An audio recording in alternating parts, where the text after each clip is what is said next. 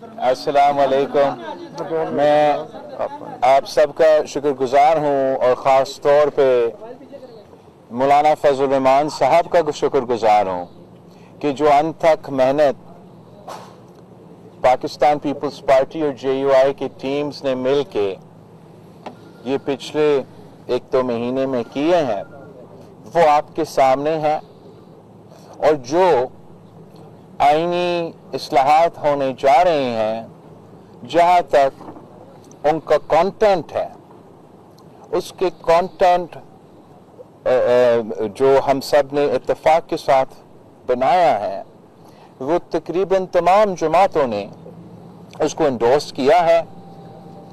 अब मौलाना फजल रहमान साहब ने जो बाकी अपोजिशन जमातों को कल सुबह का टाइम दिया है और इंशाल्लाह ताला वो आके मौलाना फजल रहमान साहब को मेरा यकीन है कि मुस्बत अंदाज में जवाब ज़रूर देंगे, जबकि उनके तमाम एतराज़ात, उनके तमाम शिकायतें अब उस आईनी तरमीमी बिल में मौजूद नहीं है। तो मुझे यकीन है कि मौलाना फजल रहमान उनको भी कायल कर लेंगे कि हमारा इस इत्तेफाक के साथ दे। और मेरा उम्मीद यही है कि जैसे इनका मुलाकात ख़त्म हो जाता है और हमारा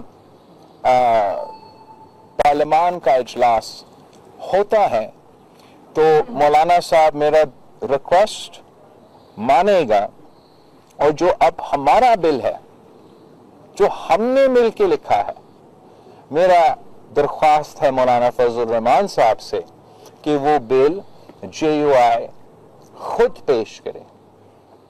और उम्मीद ये भी है कि ना सिर्फ हुकूमत में जो इत्तेहादी जमातें हैं, मगर जो अपोजिशन के सियासी जमातें हैं वो भी उस वोट में साथ दे सकेंगे।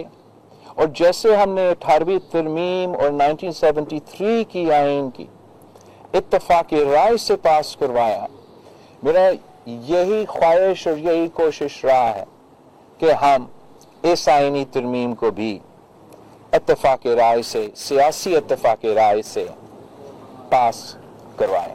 तो मैं मौलाना साहब का शुक्रगुजार हूँ और उम्मीद रखता हूँ कि हम साथ अगले पार्लियामानी सेशन में होंगे और आइन साजी। बिलावल साहब, आप मौलाना फजल रहमान साहब के घर पे तशरीफ रखे थे, 2 दफा आए, तवील अरसा बैठे, अंदर पाकिस्तान तहरीक इंसाफ के लोग भी थे।